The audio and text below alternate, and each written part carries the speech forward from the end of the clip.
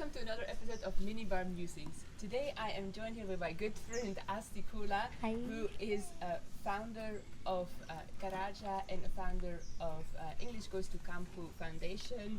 She's a social activist and she's my dear friend. So, welcome Asty. I'm so happy to be here in your village. It's such an honor for me, for your podcast. Thank you for inviting me. You're welcome.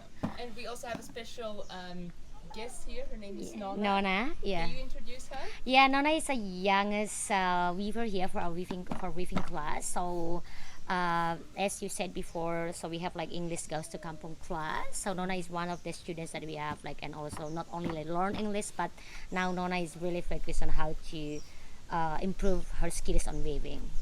Yeah. Hi Nona. Hi Nona. She's just like, let me weave, I'm focused. I know. Welcome.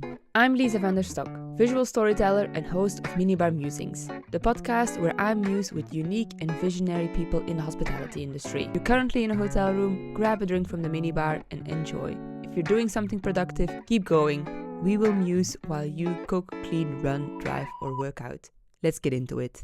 Can you tell me a bit more about the weaving classes that you do and in combination with the English and how that So maybe we are talking up first about Karaja, right? So Karaja itself is founded like 5 years ago. So it's focused on how to embracing the heritage culture while supporting women for independent financially through weaving activities. And now like we studied from 10 women, 20 and 19, and now we have like 150 weavers. Wow, so you went from 10 women in 2019 to 150 as of today. Right. That's amazing. Yes. Congratulations. And Thank also, you. like, what am I wearing? It's a sarung.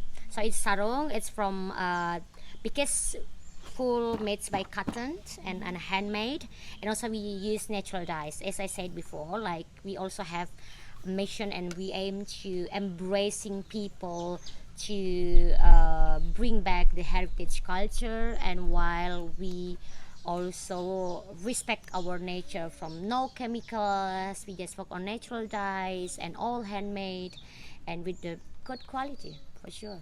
So I am proud to wear and you authentic see real you're Karaja, beautiful. Karaja ikat, Yeah, and for for people that maybe don't know, ikat is a special way of weaving. It also takes a very long time to make one because it's very time consuming process. Sure. So because especially for Karaja itself, we have like 24 steps actually to finish 24. one ikat. 24. And it's gonna be takes time for the small one. It based on like or how size it is. The more big, so it's the also takes time. The more takes time itself for sure. Like 1 month, 2 months, 3 months, even for 1 year with the local cottons, with the threads and everything. So yeah.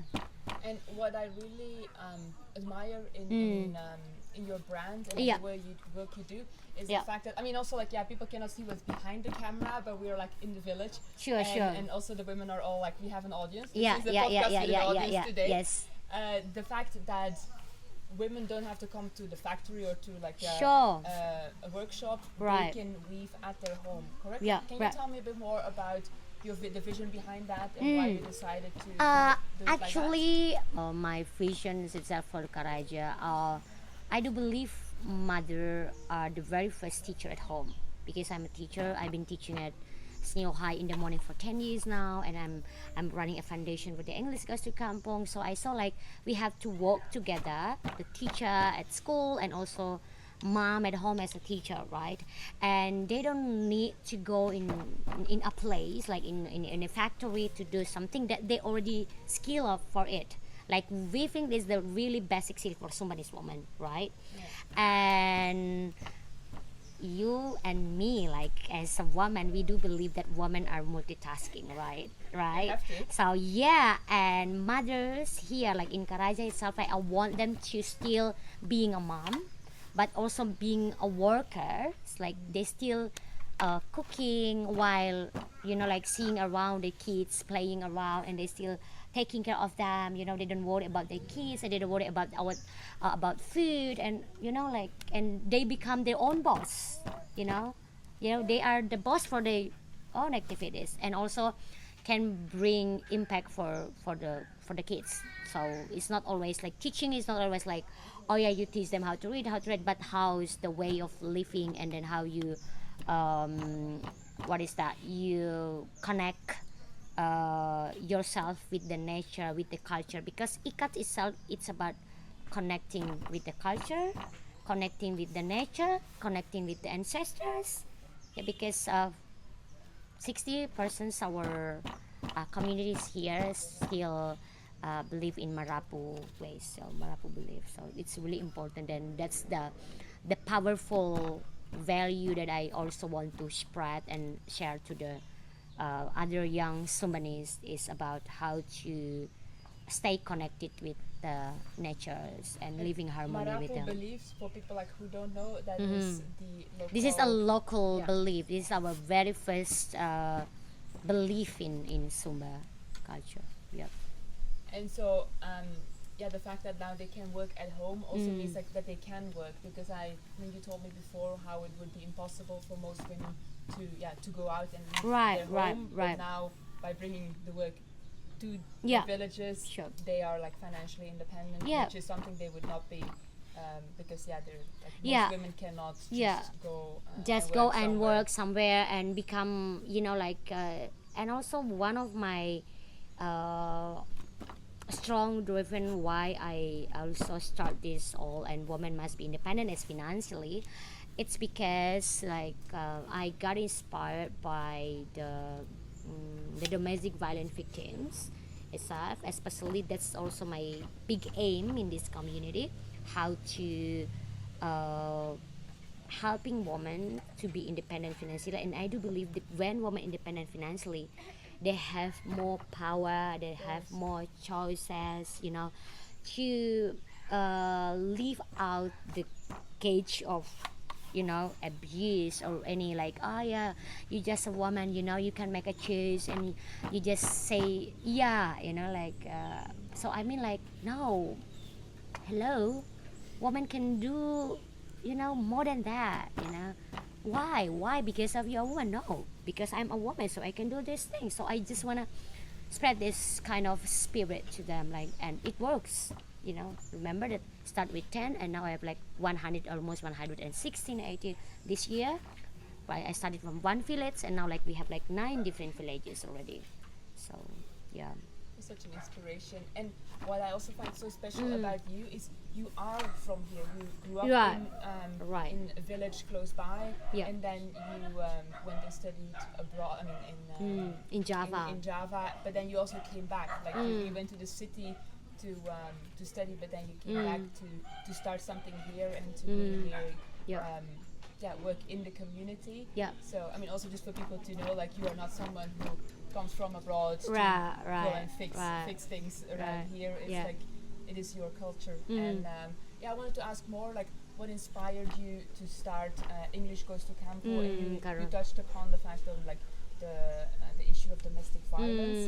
And what's your personal involvement in Yeah. wanting to start? Yeah, this, so this so project? true. That's actually, again, like my personal journey that brings me the idea why I started the English Goes to Kampu Foundation, and also the Karaja Sumba itself. Uh, I've been, past, and I've been through survive many in life. I mean, like, I come from really simple family, very happy family itself.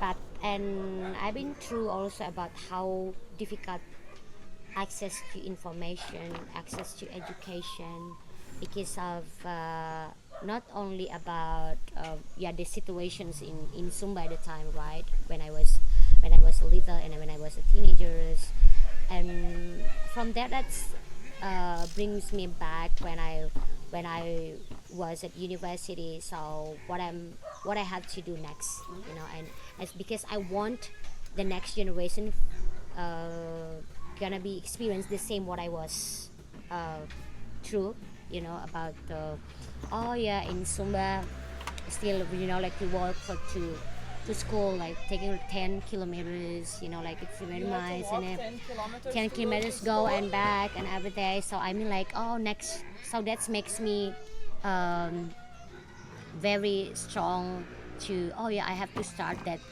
We have to go to Kampu. We have to come to visit their homes, and you know, you can learn from everywhere. So just bring them the access closely through Yeah, the English goes to absolutely. Kampu. And what was like your experience if you say like I missed an access to information to probably just access Yeah, to yeah, the because world? no electricity, Yeah, no electricity. internet, and no, yeah, at the time, like, that's why when I come back to some places, even until now in Sumba, still happen, right? And also, you know, when you feel pity about something or the conditions, because so many people and other people, they say like, oh yeah, in Sumba and East, the malnutrition there, you know, the education still access, the education is still poverty. So what you gonna do? So it's very simple for me.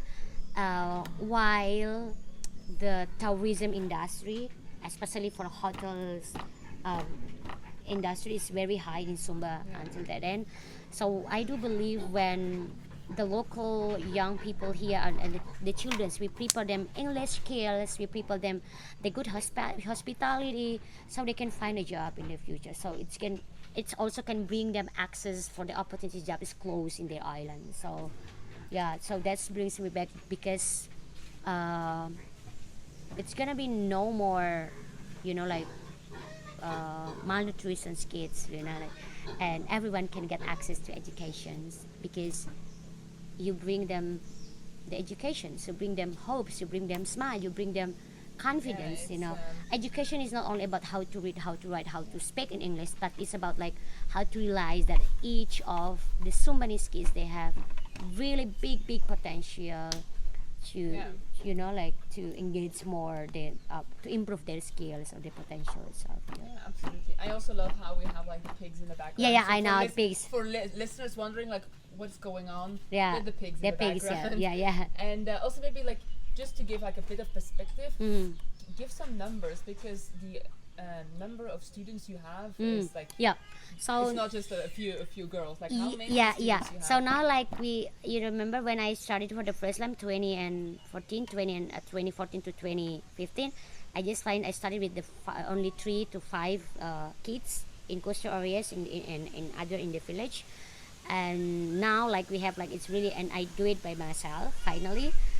So sorry, I did with myself for 3 years with the like independent, especially in the beginning, just independently movement, and with the 1,000 kids, and now like we have like more than 8,000 kids, not only in west, but we have like in the middle of Sumba, you know, in Anakalang, so we need, and all this on the west we have like from the we have class on the beach, we have in the villages, and That's almost amazing. 8, and we have like almost like 500 volunteers for all around, from all from other countries, even from Indonesia, and now we have like teacher almost 30 teachers. So yeah, I'm so excited. That's so amazing. So Thank you. 8,000 students. That's just and also like for people that don't know, like Sumba is a very big island. Yeah, It's, it is. I mean, when you look on the map, it's it's Huge. gigantic. It's huge. So it's yeah, like it's 8,000 students is enormous. Yeah. And yeah, I want to take it back just quickly when you said like I miss lack of information, and for me, Yeah. just growing up Mm. without electricity, without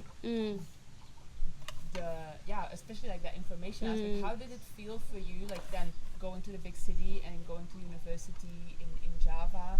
Like, yeah, what was Yeah, your experience you know, like that? the you know, like the fact story of behind before like went to Java. So in my family at the time, I still remember. Because my brother and my sister didn't continue their study to university as well, because we have lack of money at the time, like very difficult times. So and I because I was very competitive at school, you know, like I got You're scholarship. smart. Now I hope so, but because I want to get the scholarship, like just a little money at the time, but that makes me like if I can pass this, maybe maybe one door is closed, you know, like that. I know, oh, I want to get my study at university, but my family say like, okay, can you postpone next year? And at the time like no, like how come, like I have a dream, like you see others become. I was 17, I was like 16 years old, right? And then my big dream is still, I just need help for the study, for the university, like. Yeah. But when I was at senior high, so then I paid the fee from my scholarship and everything. So I think like this is your time, please support me and don't worry about me I get at Java at the time. Yeah. So and so my sisters helped me a lot, and I went to Java only with the flight. And after that, and my sister called her friends, please help Asty. And I have no idea what looks like the big city, what is Java, and That must be such a like shock, so like a yeah, this different is my world. this was my very first time to left Sumba. And then All by yeah, yourself? flight, I by myself, like I to Bali, because I was like very active, like younger at the time. Like I was asked many questions, but hey, where is the Bali, and where is now, like okay, what time now, where is that now, like long way from Bali to Java, because I with the travel with the bus, like. And then that makes me feel like, oh wow. A new Wow, world. so many electricity here, everywhere, just light and everywhere. It is a new world. So since then, I feel like everyone also can be here if Asty can do this. So that's driven me uh, to bring me back here to Sumba. I love how you say that, because I mean I notice also how other girls and women speak about Yeah. you. Yeah, you're such an inspiration, because it's like Oh, you're so Yeah. kind. it's just facts. I mean, if you are from this village and they look at you like Asty can do that, Asty can go to the big city, to the university, so I can do it as well. Yeah, yeah. And it's actually another question. I just wanted to say that. That it's to have someone like you in a village, to look up to and to have like this role model, and then having these young girls wanting to like study and Yeah. be like you. Right. So, But now you look at our students already; they get more than what I got. Yeah, I mean like maybe I graduate from the Java, but now like so many people, I mean young girls out there, they are they got scholarship in USA and other. So I think like now opened like the it's way. open, paved the way. I hope so, but I think like that's the proof that it's young people in Sumba, they have the ability to, And was it ever a Leave it question to for catch. you to come back? Because I mean, now you live in the big city in Yep. Java, and it's like what made you decide then to come back to Mm-hmm. the village here in Sumba and start things here, and like let's say now start something Yeah. in Bali or in Java? Or, Yeah. But I was ever dream, like it beyond of my dream to start this all. Like I have no idea how to start foundation and how to write it. It's just like learning by doing. Again, like I saw something, it's a problem, Yeah. but at the same time, it's opportunities to create difference. So that's I saw, as simple as that. Yeah, Okay, so foundational. That's like yeah. But then also Because act upon before it. become foundation, like 3-4 years before, it's like a volunteering movement, and even until now, it's still with the spirit volunteering. So everyone come here, like, I just want also to spread like whatever you have as like talents and hobbies. It's a must for each of you to share. It's not always about money. Yeah, why I say like that, I was studied without money for the first time, but with energy, with what I have, like with my talents and then through my hobbies, and I share and they love it. Okay, we learn together, we create something together, and then it makes help a lot to the local to see, oh, that's potential. I like how you also just like, I don't know how to do this, I'm just gonna start and I'm just like figure it Yeah, out yeah. while doing, and I think that's And I do absolutely- believe it's gonna be changed, like I do Absolutely believe the that way. this is the way. Yeah. Yeah, because I start the core problem of, because I really know what we need. Yeah. Luckily I'm a local. Yeah, because and I you was know born exactly here. what's needed. Yeah, and what the local and how I have to deal with this problem. Yeah. So education still the number one tools that to open many doors. Absolutely, and I'm really happy to see, and that's also like this podcast is. Yeah. Shh, we're doing a podcast. Hey kahit dogs. baga. Okay, we can cut it. Yeah. No, it's okay. We're in a village. That's Yeah. village life, right? Yeah. So you started all by yourself, like we're figuring it out as we go. But now you're selling your beautiful products Yeah, at sure. Nihi. So I'm also like at on the podcast. Yeah, We have yeah. the people from Nihi. Yeah. And that's also like a link. I was there today and I checked in the boutique and it's like also It's nicely beautiful. done. Yeah. And even they have also the photos of your grandmother in the Right, shop. right. So I want to just ask Yeah. you more about that, about how you see the connection between your foundation and hospitality. I mean, Nihi Yeah. in particular. Yeah. And what's your vision for the future? Yeah, talking about Nihi, the great collaboration that we have started like for 3 years ago for the first, because Bapak Chris Bird, yeah, this is our biggest support system for the foundation itself, you know, like, and now like he support 100% for the teachers and also for the students. That's why we as operationally is going well until now. That's comes from one of the biggest super center we have. And next, the other one is Karaja, and now like they really excited to put at Nihi boutique.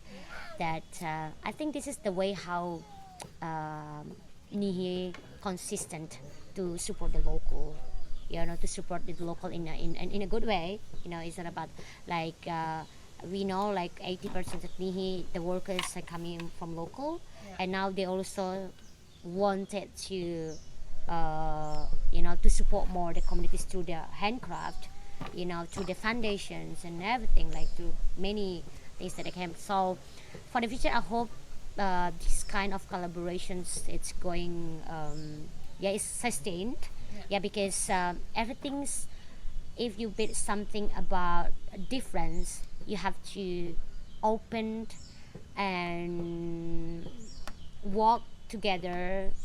We call like collaborations, because you believe or not, when you walk alone with this, it's gonna be takes time, takes long Being smart to and doing smart collaboration. yeah, And you sure. also have a collaboration, or like especially like in the beginning when you started with Sumba Foundation. Yeah, with Sumba Foundation. So many hotels with Sanubari hotels, for example, Karaja, we connect with Sanubari, Alamaya, Cape Karajas. There are other hotels. Yeah, Sumba Hospitality Foundations. We connect each other. I mean, like that's the true one of how we bring the difference to the community.